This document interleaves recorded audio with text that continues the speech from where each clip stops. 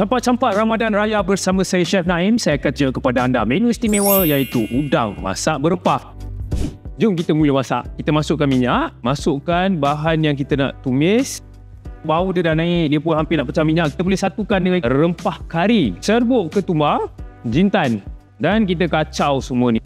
Alright, dia dah cantik macam ni. Untuk kita satukan bersama dengan Maggi sambal tumis. Jadi Maggi sambal tumis ni diperbuat dengan bawang segar dan juga cili. Lebih mudah lah senangnya. Dia dah kering macam ni. Jadi kita boleh satukan santan, asam jawa dan kita kacau. Sekarang ni kita boleh satukan bersama dengan hero kita yang kedua, Maggi cukup rasa. Gula, barulah kita boleh masukkan udang. Okey, jadi kita biarkan sekejap. Agak-agak lagi 2-3 minit. Lepas tu udang ni dah masak. Kita pindah ke atas pinggan.